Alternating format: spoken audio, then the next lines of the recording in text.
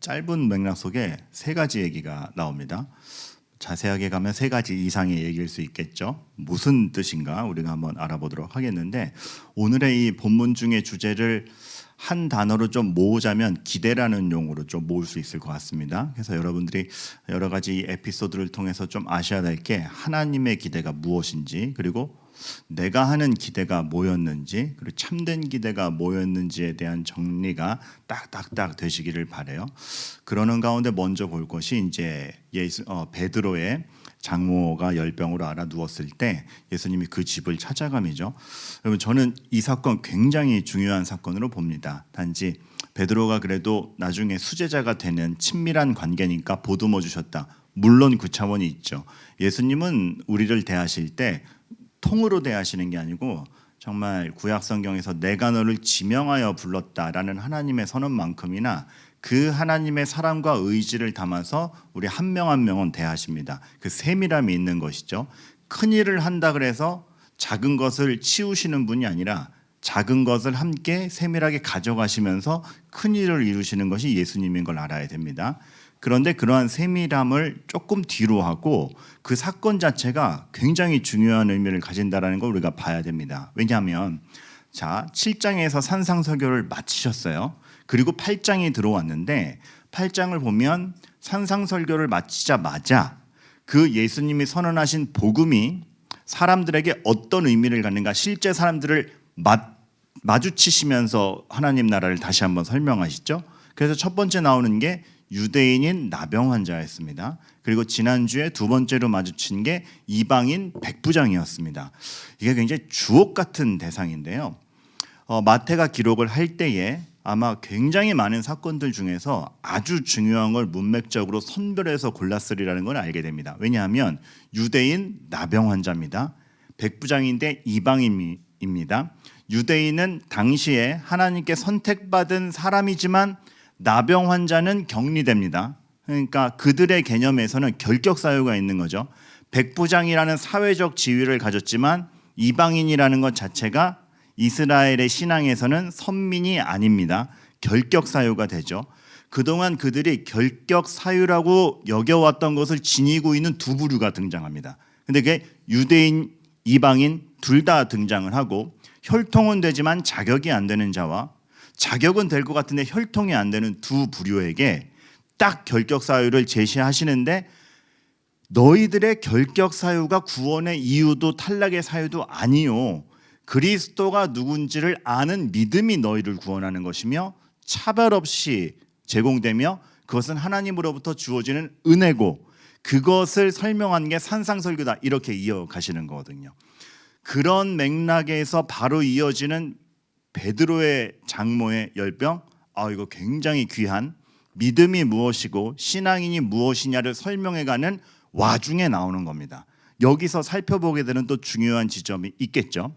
아까도 얘기했듯이 어떤 유대인 탈락자와 이방인 탈락자를 은혜와 믿음 안에서 구원의 대상이 된다라는 것을 말씀하신 다음에 굉장히 디테일하게 제자된 자의 가족에 가서 그도 역시 구원한 자를 보여주시는데 한 단계 높여서 보여주시는 게 있습니다. 뭐냐면 장모가 열병으로 알아 누워서 아무것도 할 수 없는데 그 장모를 고치십니다. 그리고 나서 장모가 하는 행동이 있죠. 무엇이죠? 여인이 일어나서 수종 들더랍니다. 이게 그냥 단순히 다 낫다, 오셨어요, 이렇게 막 하면 너무 일상적으로 지나갑니다. 맥락상 보이는 게 위에 사람들은 회복시키고 구원을 선언하고 끝나죠. 그런데 장모의 사건에선 하나 더 보여주기 위해서 회복을 넘어서서 수종 드는 것까지, 즉 예수님이 우리를 회복시키고 낫게 하시는 것은 회복을 넘어서서 그 회복한 사람이 상대방에게 유익을 끼치는, 수종을 들고 돌보는 데까지 오는 거를 예수님은 말씀하신다라는 거죠. 이제 이게 어떤 의미인지 확 와닿지는 않으실 것 같아서 하나 비유를 좀 드리자면, 사실은 제가 저도 몰랐는데 설교할 때 하나 비유를 드리자면 제 표정이, 제가 하늘을 본대요. 그래서 마치 그때 생각나는 것처럼 하는데 사실 자막으로 다 준비돼 있잖아요. 미리 준비된 건데 마치 그때 생각나는 듯이 연기하지 말라고 가까운 지인으로부터 경고를 받았는데 뭐 실감나게 해야죠. 자, 근데 제가 예전에 봤던 다큐멘터리에 이게 있었어요. 그 스탠포드예요. 스탠포드 대학인데 확 이렇게 다르구나라고 생각되는 게 어떤 50대 교수가 말하자면 그러니까 자연과학 물리학과인지 화학과인지 기억이 안 나는데 어쨌든 자연과학대였어요. 그런데 거기서 이제 50대 가장 에이스라고 불리는 한 사람의 강의 현장을 딱 찍었는데 학생들이 집중해서 듣죠. 그리고 정말 알아듣진 못하지만 그 권위 자체가 다르더라고요. 그래서 이렇게 막 가르치는 장면이 나오는데 너무 권위 있게 모습이 나오는데 맨 앞줄에 한 50대 교수라 그랬잖아. 한 80은 돼 보이는 할아버지 한 분이 빽빽하게 필기를 받아 적으면서 이렇게 수업을 쫓아가고 있어요. 그래서 말하자면 이렇게 예전에 학교 다닐 기회가 없어서 늦게 오신 분인가 보다 했더니 아니에요. 이 50대 교수가 처음 박사학위 받을 때 담당 지도 교수였던 거예요. 훨씬 권위자인 거죠. 스승의 스승인 것이고 은퇴하신 다음에도 그 공부에 대한 갈급함 그리고 이제 학교에서는 여전히 연구실을 주시기 때문에 항상 연구하면서 공부를 하시는데 자기의 제자 수업에 와서 빼곡하게 듣는 거예요. 그 교수님 정말 열심히 맨 앞에서 하세요. 그런데 끝나고 나서 이제 인터뷰를 했죠. 이 제자의 수업을 들으러 오시냐고. 그러면 제자의 수업을 들으면 막 이렇게 제자니까 막 걱정이 되고 마음이 아슬아슬하지 않으세요라고 했더니 그 스승이 딱 얘기하는 게 걱정 안 됩니다. 그리고 걱정을 안 끼치는 정도가 아니라 그는 존경하는 학자입니다. 이게 얘기하는 거죠. 이거와 같습니다. 예수님이 우리를 일으키시는 거는 구해줄게. 이제 걱정 안 해도 되지. 걱정을 안 끼치는 정도가 아니라 온전히 세워서 눈높이를 맞춰주시는 가운데 존중하는 것까지 보내시는 겁니다. 주님이 우리를 사랑의 대상으로 여긴다라는 것은 죄에서 구원해내는 동정 정도가 아니라 구원해내어 완벽히 회복시켜서 예수님과 교제할 수 있는 명백한 인격적 사랑의 대상으로서 올려놓는 데까지.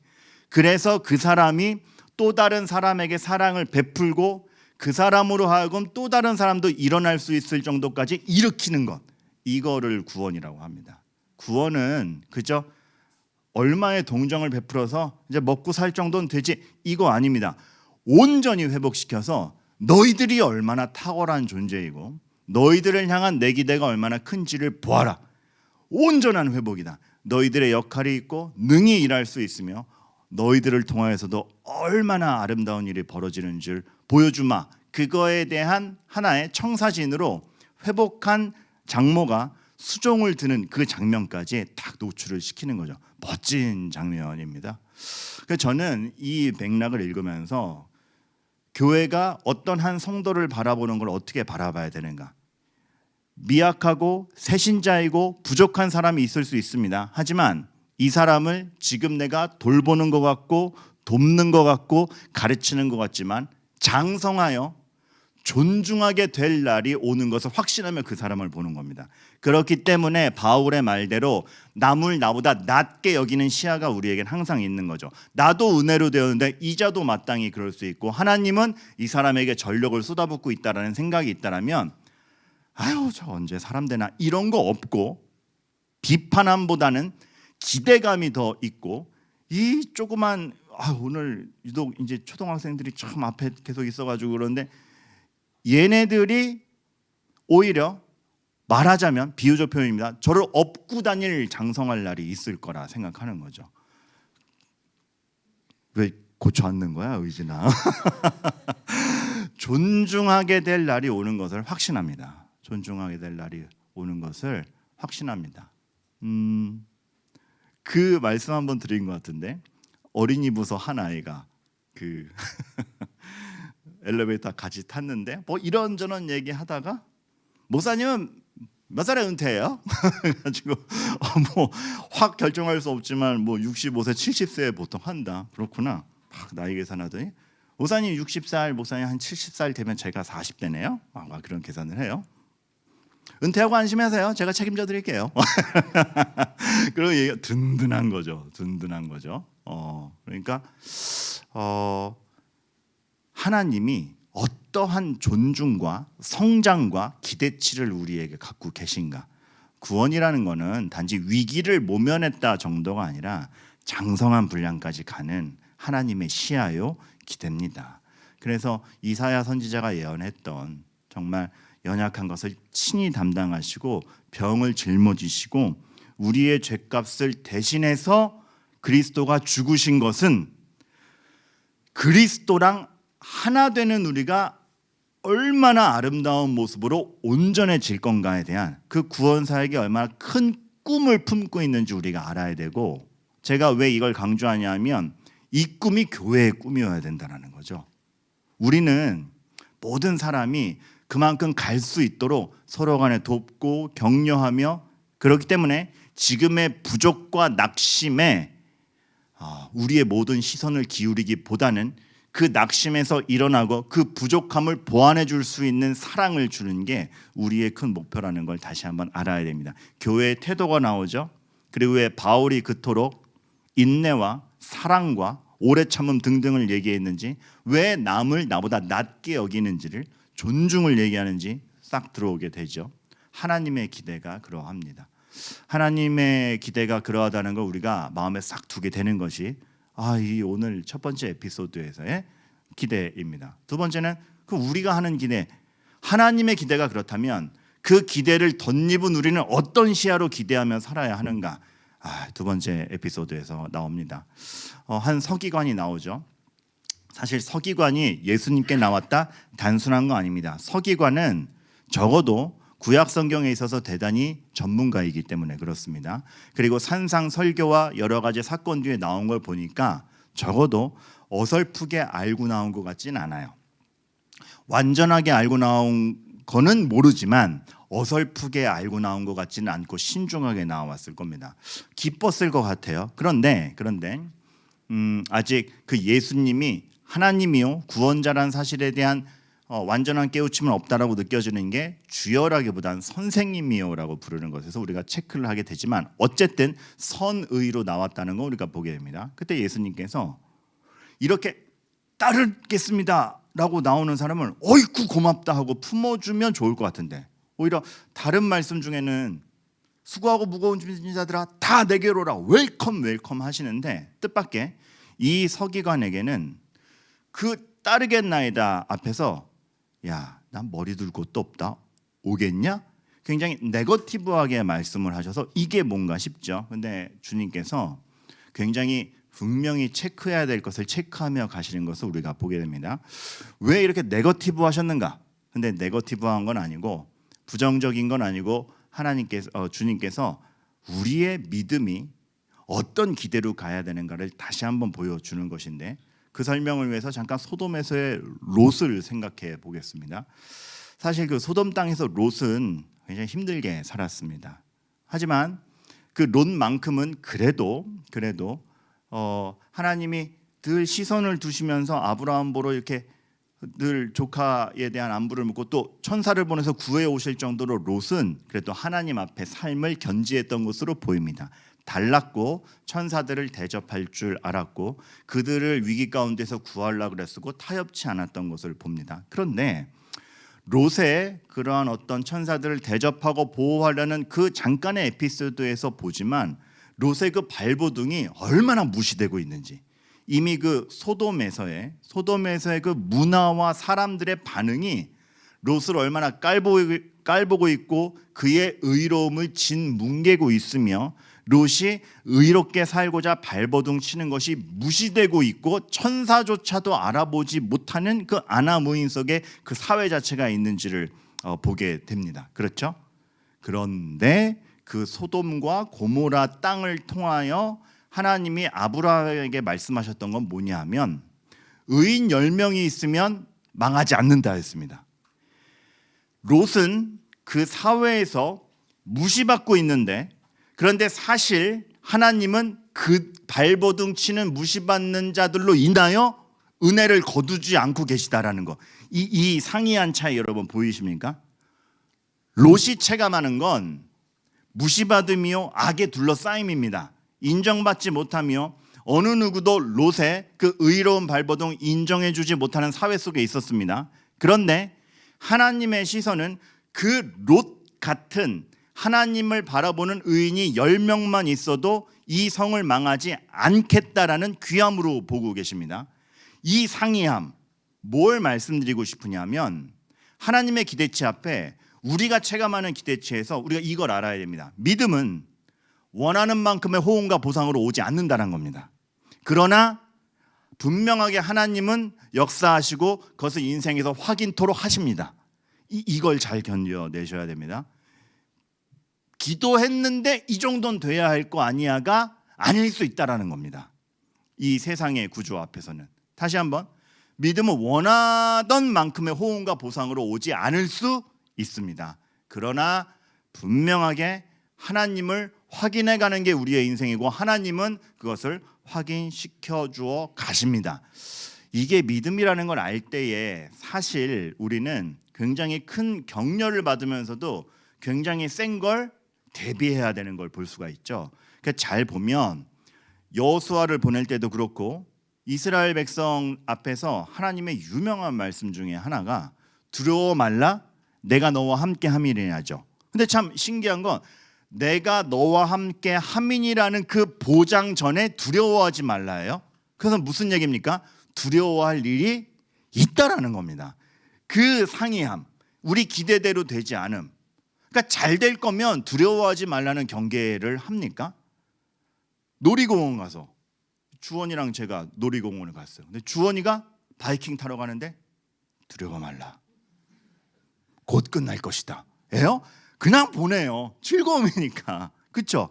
즐거움이 보장되는 일이면 그냥 보내고 너 능히 할 수 있어. 너 다 컸잖아. 보내요. 두려워하지 말라는 말은 그럴 때 쓰지 않습니다. 분명히 두려워할 일이 생긴다라는 굉장히 큰 경계죠. 그러니까 그것 하나님이 분명히 우리와 함께 하는데 맞닥뜨릴 현실에서 우리가 기대하는 보상과 기대치로 다 오지 않은 두려움이 있다라는 것이 신앙이라는 것. 주일 설교와 좀 연계하자면 약속의 땅을 약속받고 홍해바다 가르고 나오는데 전쟁이 있다라는 것. 이런 것들이죠. 근데 하나님이 그 속에서 하신다라는 겁니다. 그러니까 네가 나를 지금 쫓아오려느냐? 서기관에게 머리 둘 곳도 없다. 그거 알고 오느냐? 세상이 주는 기대의 결과 네가 여지껏 이렇게 살면 이렇게 보상받겠지라는 세상의 원리로 되지 않는 것이 신자의 인생이다. 하지만 거기에 참 가치가 있다. 이것을 알려주시기 위한 표현으로서 나도 구원자로 온 나도 머리 둘 곳이 없는데 그런 나를 주로 쫓아오겠느냐라는 것은 믿음이 무엇인지를 다시 한번 선명히 말씀해 주시는 거죠.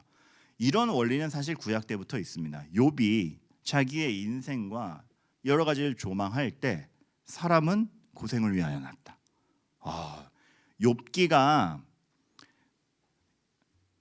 성경이 역사서, 지혜서, 문학서, 교리서 뭐 이런 종류가 있습니다. 욥기 어디에 속하게요? 교리서? 역사서? 역사 같기도 한데 교리서는 아닌데 문학서에 있는 지혜서에 들어갑니다. 욥이 통찰하고 있는 게 굉장히 믿음으로 이 고된 인생을 하나님을 확신하며 사는 게 무엇인가에 대한 굉장히 큰 지혜가 들어있기 때문입니다. 그런데 욥은 딱 얘기하죠. 사람은 고생을 위하여 났다. 불꽃이 이제 확 퍼지면 위로 날아가잖아. 그 자연스러움을 뜻하는 겁니다. 그만큼 당연하고 자연스러운 거다. 욥은 그걸 인정하고 있습니다. 욥은 알았어요. 믿음이 고생을 피해가게 하는 게 아니라 고생을 어떻게 이해하고 겪어가게 하는 건가. 세상은 단지 고생을 피하기 위한 생존 전략을 짜며 살지만 믿음이 있는 사람은 그 고생조차도 그 원인인 죄에 대하여 파악하며 그것을 피해가기보다는 극복하며 믿음으로 맞서며 그 고생으로 인하여 하나님을 부정하지 않는 법이 무엇인가를 알아가는 것, 신앙이라고 합니다. 그 욥기 5장 7절 여러 주석을 보다가 이 말이 적혀 있는 걸 봤어요. 현대인은 고난에 유독 큰 상처를 입는다. 누가 한 말이게요? 이 말을 한 사람이 굉장히 많습니다. 표현만 좀 다르지 3세기부터 16세기, 29세기, 21세기까지 각 시대마다 주요 주석가들이 사람들이 유독 고난에 요즘 우리 시대 사람들이 유독 고난에 큰 상처를 받는 것 같다. 최고조가 지금인 것 같습니다. 왜냐하면 다 자기에게 몰입돼 있고 자기가 겪는 게 제일 어렵다라고 이렇게 핑계를 대는 시기인 것 같아요. 그만큼이나 자기 유익을 갈구하는 시대이기도 합니다. 세련돼야 되고 누려야 되고 물질 풍요 가운데 있으니 그거에 대한 반대급부로서 고난에 대해 너무 약해진 거죠. 잘 보세요. 다 보장해 줄 것 같은 모든 발전들, 서비스들 다 보장해 줄 것 같은 기대와 서비스와 광고와 편의시설들이 우리에게 도처에 깔려 있지 않습니까? 그래서 마치 저 갖고 싶어를 못 가지면 그 서비스를 받지 못하면 내 삶이 더 낮아질 것 같은, 모두가 다 하는데 나만 못하고 있으면 뭔가 잘못된 거 아니야? 잘못 안 됐는데. 그러니까 고난과 어려움에 유독 큰 상처를 입는, 마치 제가 언제 한번 비유 드렸죠? 얼마 전까지 이제 그래도 갤럭시 8이니까 갤럭시 5 쓸 때 갤럭시 20까지 나왔는데 갤럭시 5를 들고 통화하고 있으니까 주변 목사들이 어떻게 아직도 5를 써? 마치 문제가 있는 양. 아무 문제 없는데. 서비스를 쫓아가지 못하면 마치 뭔가 탈락된 것 같은 그런 정서가 사실 있잖아요. 사실 아무 문제 없는데 유독 고난에, 불편함에 큰 상처를 입는 거죠. 거기서 그게 비정상이 아니다라는 하나님이 진짜 무엇을 해 나아가시는가, 서비스와 광고와 편의와 무관하게 난 여전히 바른 방향으로 가고 있다라는 하나님 앞에서 내가 하는 기대가 우리 인생의 방향성이라는 거죠. 인자 머리 둘 곳이 없다라는 건 비관을 얘기한 게 아니라, 네거티브를 얘기하는 게 아니라 이 땅에서는 머리 둘 곳이 없을 수도 있다. 그러나 머리 둘 곳이 없는데도 그 서비스를 확보하지 못하는데도 내가 가는 길이 맞다, 쫓아오겠느냐입니다. 세죠. 서기관이 그걸 알고 순종했는지 결과는 나오지 않지만 우리 믿음이 그러해야 된다는 겁니다. 내 기대가 어디 있는지 우리 잘 봐야 됩니다. 내가 혹은 이 세상의 서비스를 염두에 두고 하나님이 주시는 결과에 대해 불평하는 사람 아닌가 생각해 봐야 되고, 우리는 고난을 위로하고 그 힘듦에 대해서 함께 기도하고 이겨내야 되는 인내가 필요하지만 그 고난 때문에 하나님을 의심하거나 절망하지 않게 되기를 간절히 바랍니다. 왜냐하면 하나님에게 불의의 일격이 없듯이 하나님 손안에 있는 우리에게도 어려움은 있지만 그의 감당 못할 불의의 일격은 결국은 아닐 것을 확신하며 가기 때문에 그렇습니다. 그것 때문에 방향성을 잃으면 안 된다라는 것을 어렵지만 여러분에게 부탁드리는 거죠. 불의의 일격으로 따지면 예수님만큼 사실 사람의 눈으로 보기에 불의의 일격을 당하신 분이 어디에 있습니까? 제자에게 배신당해서 하루아침에 끌려가서 십자가에 달려 죽게 되는 불의의 일격이 인류를 구원하는 방편이 될 줄 어떻게 알았겠습니까? 하나님에겐 불의의 일격이 그런 방식으로 없는 것입니다. 그 불의의 일격이 나를 방해하지 않는다라는 기대가 우리의 기대인 것이죠. 그래서 마지막으로 더더욱 참된 기대가 무엇인지를 보는 것인데, 마지막에 한 제자 중 이렇게 얘기를 하죠. 아버지를 먼저 장사하게 하옵소서. 마땅하죠. 예수님이 그걸 반대하지 않으세요. 왜냐하면 10계명에도 부모를 공경하라가 인간에 대한 지침 중에 가장 먼저 나오고 모든 사도의 가르침이 그거를 부정하지 않고 있으며 예수 그리스도께서 가까운 자에게 먼저 사랑을 베풀고 가족을 멸시하지 않음에 대해서 얼마나 중요시 여기시는지 모릅니다. 그런데 여기 말씀에서는 굉장히 이상한 대답을 하시죠. 아니, 딴 사람 시키고 넌 쫓아와. 마치 이거 기본 도리도 못하게 하나 싶어요. 여기서 하나 오해하지 말아야 될 건 이 제자가 지금 장래가 생긴 게 아닙니다. 그렇게 보여요. 왜냐하면 내 아버지를 장사하게 허락하옵소서라는 말은 그 당시에 어떤 어법으로서 내가 가족에게 도리를 할 거 다 하게 하소서라는 뜻입니다. 지금 장래가 생겼다라는 게 아니라. 그래서 도리 다 하고 가족한테 할 거 다 하고 그 다음에 주님께 가게 해주세요예요. 딱 들으면 우선순위가 밀려 있는 것이죠. 거기에 대해서 예수님이 죽은 자들로 장세하게 하고 너는 나를 따르라라는 것은 가족을 무시하라가 아니라 도리를 다한다라는 것이 진짜 무엇이냐를 생각하자는 거죠. 네가 너의 가족에게 도리를 다함이 이 나로 말미암은 진리를 전해주는 것 아니겠느냐? 그만큼 나와 함께 한다라는 것은 위중하고 우선되며 참된 길이다. 그거 알려주시는 겁니다. 무엇이 더 상위에 있는지를 알려주시는 것이죠. 가족의 일을 깔보는 게 아니라 그 귀한 가정의 일보다도 더 상위에 있는 개념이 뭔지를 알려주시는 거고, 여기서 죽은 자들에서 죽은이라는 표현이 사실 이런 뜻과 어감이 있어요. 그 이스라엘 사회에서 죽었다라는 표현은 그것에 대해서 전혀 관심이 없다. 그 죄에 대해 죽었다라는 표현은 이제 나는 죄에 더 이상 관심도 없고 죄가 나한테 영향을 주지 않는다는 표현인 겁니다. 바울의 표현이 이해가 되시죠?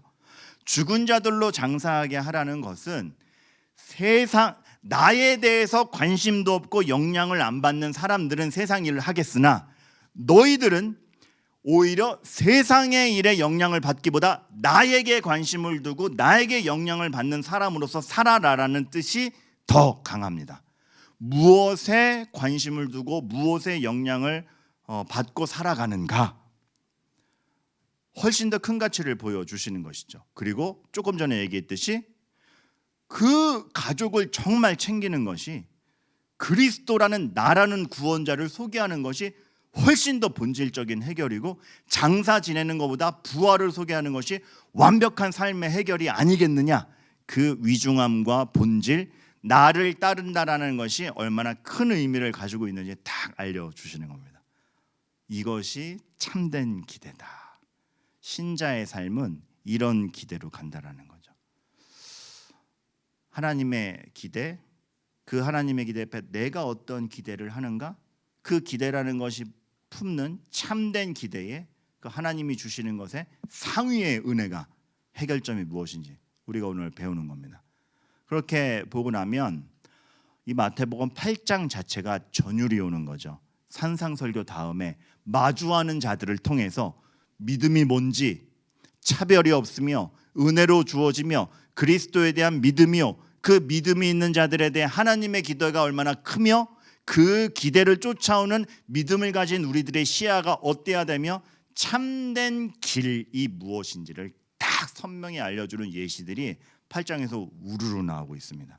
그리고 그것이 지금 우리 교회에게 주는 주님의 말씀인 것을 우리가 알 때에 우리는 오늘 어떠한 기대를 품고 내가 반응해야 되는가 굉장히 절규하며 생각해야 됩니다. 여러분에게 내가 너와 함께 하리라라는 하나님의 안정감이 있는 동시에 두려워하지 말라라는 하나님의 경계 앞에 두려워하지 않겠다라는 하나님을 바라보는 기대 가운데 믿음의 결의도 동시에 있으시기를 바랍니다. 그래서 머리 둘 곳이 없음이 걱정되는 것이 아니라, 세상의 분주함의 마음을 뺏기는 것이 아니라, 더 참된 의미의 인생을 살아가는 선택들이 무엇인가를 알아가시게 되기를 간절히 바랍니다.